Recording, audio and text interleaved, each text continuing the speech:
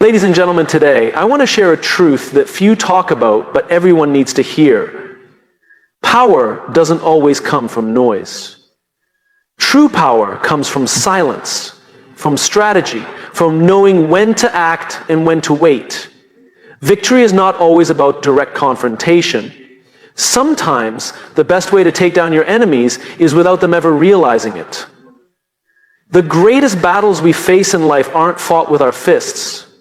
They're fought in our minds. Before any confrontation, before any challenge, before any obstacle, the first battleground is within. This is where the war is either won or lost, long before you ever step onto the field. The truth is, it's not the strongest, the loudest, or even the most aggressive who come out on top. It's the one who masters their mind, controls their thoughts, and refuses to be shaken by external forces. Think about it. When you're up against someone who wants to see you fail, what's their first move? They don't just attack your actions, they go after your confidence, your self-belief. They plant seeds of doubt. They try to get into your head because they know that once they have your mind, the rest will crumble. And that's why the first and most silent way to take down your enemies is to fortify your mindset. When you're unshakable inside, nothing outside can touch you. Imagine you're standing in front of a person who's been trying to bring you down. Maybe they've spread lies about you, tried to sabotage your work, or just throw negativity your way at every opportunity. Now, most people would react emotionally. They'd lash out, defend themselves, argue back. But that's exactly what your enemy wants. They want to see you rattle. They want to see you step out of your character, because the moment you lose control of your emotions, you've given them power. But what if instead you approached it differently? What if you reminded yourself that their words, their actions, and their attempts to break you are nothing more than noise? What if you focused on your goals, your vision, and your purpose instead of letting their negativity take up space in your mind? That's when you start to win, not because you shouted louder, but because you refuse to let them occupy the most important real estate you have, your mindset. When you start with the mind, you gain clarity. You stop reacting impulsively and start responding strategically. You begin to see your enemies not as obstacles, but as opportunities to strengthen your mental resilience. Every time someone tries to pull you down and you don't let it affect you, you're building a fortress inside your mind. And the stronger that fortress becomes, the less control anyone has over you. This doesn't mean you ignore problems or pretend conflicts don't exist. It means you approach them from a place of power, not weakness. You decide when to engage, how to engage, and whether it's even worth your energy. You become the one in control of the situation because you're not reacting out of fear, anger, or frustration. You're thinking clearly, seeing the bigger picture, and making moves that serve your long-term goals. One of the most powerful things you can do is to detach from the need to prove anything to your enemies. When you've mastered your mind, you don't need to prove your worth to anyone. You know who you are, what you're capable of, and where you're headed. And that inner confidence is something no one can take away from you. Your enemies will try to shake you, but they'll fail because you've already won the most important battle, the one within. It's easy to think that strength is about how hard you hit back or how loudly you can fight. But the truth is, real strength is silent. It's the ability to walk into a room full of people who doubt you and still carry yourself with confidence. It's the discipline to stay focused on your goals even when others are trying to distract you. It's the resilience to keep moving forward no matter how many obstacles are thrown in your path. At the end of the day, the mind is your greatest weapon. If you can control your thoughts, you can control your life. Your enemies might be able to throw challenges your way, but they can't defeat you unless you let them into your head. So the next time you're faced with opposition, don't reach for the muscle. Start with the mind. Because when your mind is strong, there's nothing and no one that can stand in your way. Silence is often misunderstood. People tend to equate it with weakness, passivity, or indifference. But in reality, silence is one of the most powerful tools you can use, especially when dealing with your enemies. Think about the last time you were in an argument or faced someone who wanted to provoke you. Their energy fed off your reactions. The more you responded, the more they pushed, because your words gave them insight into your emotions, your triggers, and your mindset. But imagine if, instead of reacting, you stayed silent. Imagine maintaining eye contact, staying calm, letting them fill the space with their noise while you gave them nothing in return. That silence would speak louder than any argument ever could. It's uncomfortable, it's unnerving, and that discomfort forces your enemies to reveal more about themselves while you remain in control. Silence is not just about withholding words, it's about controlling the space. When you don't respond, you force the other person to deal with their own thoughts, their own insecurities. They start to question themselves. Did I say too much? Did I cross a line? Why aren't they reacting? That mental spiral is powerful because it shifts the focus from you to them. They become preoccupied with trying to figure you out, and in that process, they often expose their vulnerabilities. Moreover, silence creates an air of mystery. When people can't predict your thoughts or your next move, they become cautious. They tread lightly because the unknown is far more intimidating than open hostility. Your enemies will expect anger, confrontation, or at least some acknowledgement of their actions. When you give them nothing, you deny them the satisfaction of seeing you flustered. You deny them the control they seek over your emotions. And in that denial, you hold the upper hand. But silence isn't just about conflict. It's a powerful tool in strategy as well. In negotiations, for example, silence can be a game changer. When you pause before responding, you give the impression that you're considering your options carefully, even if you've already made up your mind. This often pressures the other party into revealing more information or making concessions they wouldn't have otherwise considered. The same principle applies to any competitive environment. Whether in business, sports, or personal relationships, the person who can sit comfortably in silence is often the one in control of the situation. Another aspect of silence is its role in personal growth and self-mastery. When you learn to sit in silence, you develop patience, discipline, and emotional resilience. It's easy to lash out when provoked, but it takes strength to hold back, to observe, and to wait for the right moment to act.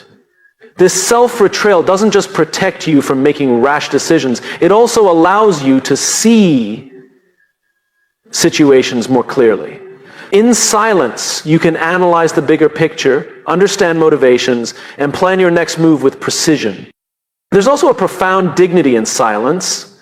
When you refuse to engage in petty conflicts or respond to baseless attacks, you rise above the noise.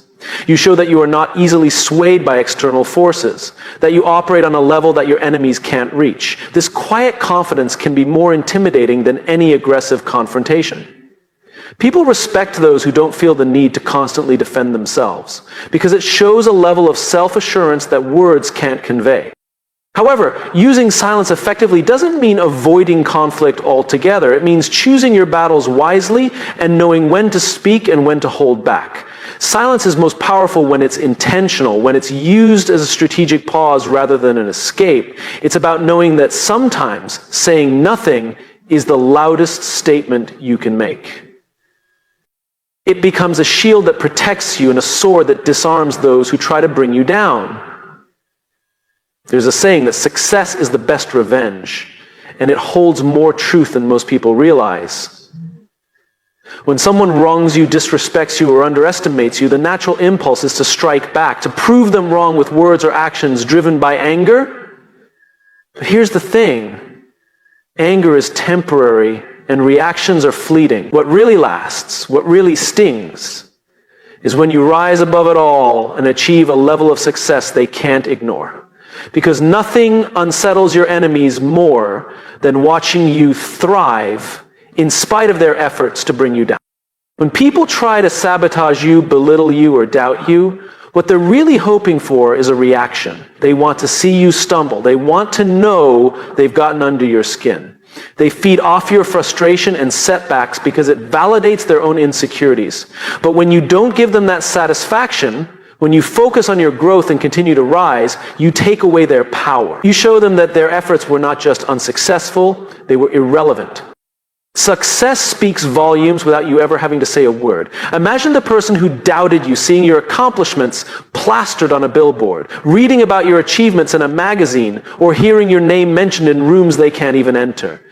That's a level of vindication no argument can match. Because in the end, words can be dismissed, but success is undeniable. It's a living, breathing testament to your resilience, your hard work, and your refusal to let negativity define you. But success as revenge isn't just about proving others wrong, it's about proving yourself right. It's about channeling the energy from those negative experiences into fuel for your ambitions. When someone tells you that you're not good enough, that you'll never make it, or that you're wasting your time, you have two choices. You can let their words weigh you down, or you can use them as motivation to push even harder. Every milestone you reach, every goal you crush, becomes a silent but powerful rebuttal to the people who doubted you. The beauty of success as revenge is that it's not destructive. It's constructive. Instead of wasting time plotting how to get back at someone, you're investing that time into building something meaningful. You're not lowering yourself to their level, you're elevating yourself to a place where their opinions no longer matter. And that's the ultimate victory. Not just outshining them, but outgrowing the need for their validation entirely.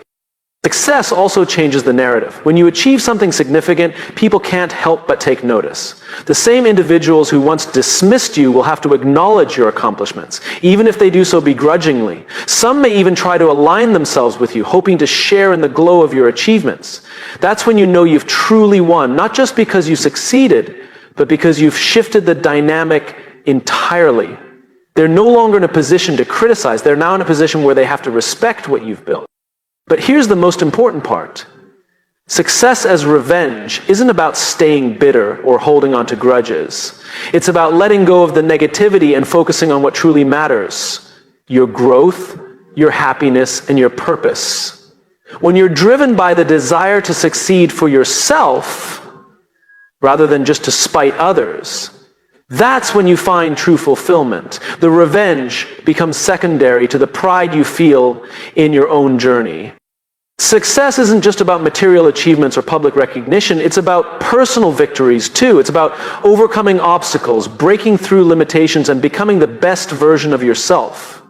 Your enemies may never admit they were wrong, and they may never apologize for what they did, but that's not the point. The point is that you didn't let them stop you. You kept going, and in doing so, you turned their negativity into your stepping stone. Kindness is often mistaken for weakness. People assume that being kind means being soft, passive, or easy to manipulate. But the truth is, kindness can be one of the most powerful and unexpected tools you can use to disarm your enemies. When I say kill them with kindness, I don't mean superficial niceties or forced politeness.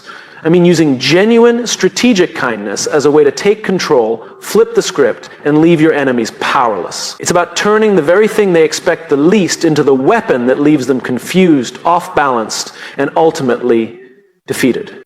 Enemies, by definition, thrive on conflict. They expect confrontation. They're fueled by negativity, waiting for you to react in anger or frustration. That's the game they want to play because it's familiar. But when you meet hostility with kindness, you throw them into unfamiliar territory. They don't know how to respond. They're ready for a fight, but instead you're offering a smile, a compliment, or even support. That's not just confusing, it's deeply unsettling. Imagine someone at work who's constantly trying to undermine you. They spread rumors, take credit for your ideas, or subtly sabotage your efforts. The expected reaction would be to confront them, to call them out, or to retaliate in kind. But what happens when you do the opposite? What happens when you thank them publicly for their input, compliment their work in front of others, or offer to collaborate on a project? Suddenly the dynamic shifts. They're left wondering, are they being sarcastic? Do they know what I'm doing? Are they setting me up? That doubt creeps in, and it's far more powerful than any direct confrontation. You've taken away their ability to predict your moves, and in doing so, you've taken away their power. Kindness doesn't just confuse your enemies, it exposes them. And when you consistently respond with grace and positivity, any negativity they throw your way stands out even more. Their hostility becomes obvious to everyone around them. While you're maintaining your composure, they look petty, bitter, and insecure. Over time, people will start to see the contrast. They'll notice that you've handled the situation with dignity, while your enemy has only managed to reveal their true colors. And that's a reputation hit far more damaging than anything you could have said or done in retaliation. Now, this doesn't mean you let people walk all over you. Being kind isn't about being a pushover. It's about choosing a higher path without sacrificing your self-respect. You can set boundaries, stand your ground, and protect your interests while still being kind. The difference is that you're doing it from a place of strength, not spite. You're controlling the situation, not letting the situation control you. And here's the thing. Kindness benefits you, too. Carrying around anger and resentment is exhausting. It drains your energy and keeps you locked in a cycle of negativity. But when you approach situations with kindness, you free yourself from that burden. You stay focused on your goals, your growth, and your peace of mind. Your enemies become background noise, irrelevant to the bigger picture of what you're building. In the end, killing them with kindness isn't about pretending to be nice or masking your true feelings. It's about using kindness as a deliberate, strategic tool. It's about understanding that the best way to throw someone off their game is to refuse to play by their rules. When you respond to hostility with kindness, you're not just confusing your enemies. You're showing them that they have no control over you. You're proving that their attempts to bring you down are ineffective, because you're operating on a level they can't reach. So the next time someone tries to bring negativity into your life, don't waste your time and energy on anger. Smile, be gracious, offer help if it's needed, and then keep doing your thing, building your success, and living your life on your terms. Because in the end, there's no better way to defeat your enemies than to rise so far above their level that they can't even touch you, and that's how you literally kill them with kindness. In a world that thrives on instant gratification, playing the long game is a concept that many overlook. We live in a time where people expect immediate results, quick wins, fast recognition, instant success. But the truth is, the most meaningful victories, the ones that truly stand the test of time, are earned through patience, strategy, and consistency. When dealing with enemies or those who try to bring you down, the long game becomes even more powerful. Most people expect quick reactions. They want to provoke you, push your buttons, and get an immediate emotional response. But when you refuse to engage on their timeline, when you're patient and strategic, you throw them off balance. They're left wondering why you're not reacting, why you're not retaliating. And that patience, your ability to outweight them, is often the very thing that leads to their downfall. Playing the long game also means understanding that setbacks are part of the process. Your enemies might seem like they're winning in the short term. They might get the promotion you wanted, spread rumors that temporarily damage your reputation, or create obstacles that slow you down. But here's the thing, temporary wins don't last. People who rely on shortcuts, manipulation, or sabotage often burn out or expose themselves over time. Their success is built on shaky ground. Meanwhile, you're building something solid, something that will endure because it's based on hard work, integrity, and vision. One of the most powerful aspects of the long game is how it changes your mindset. When you're focused on long-term goals, you stop sweating the small stuff. Petty conflicts, minor setbacks, and temporary frustrations don't hold as much weight because you're looking at the bigger picture. You understand that today's problem won't matter in a year, 5 years, or 10 years if you stay the course. This mindset not only makes you more resilient, but it also gives you a sense of peace. You're not constantly reacting to every little thing that goes wrong because you know where you're headed. Another benefit of playing the long game is the relationships you build along the way. When you're patient and consistent, people notice. They see your dedication, your reliability, and your ability to stay focused under pressure. Over time, this earns you respect and trust, which are invaluable assets in both personal and professional life. Your enemies might win a few battles, but they'll never win the war because they're focused on short-term gains while you're building lasting influence and success. Playing the long game also means being adaptable. It's not about sticking rigidly to one plan or path. It's about staying committed to your ultimate goal while being flexible in how you get there. Life is unpredictable and obstacles will come your way, but when you have a long-term vision, you're able to navigate those challenges without losing sight of what really matters. You can pivot when needed, adjust your strategy, and keep moving forward, knowing that every step, no matter how small, is bringing you closer to your goal. Most importantly, playing the long game is about self-mastery. It's about controlling your emotions, staying disciplined, and trusting the process even when results aren't immediate. It's about having the patience to let things unfold naturally, knowing that your hard work will pay off in the end.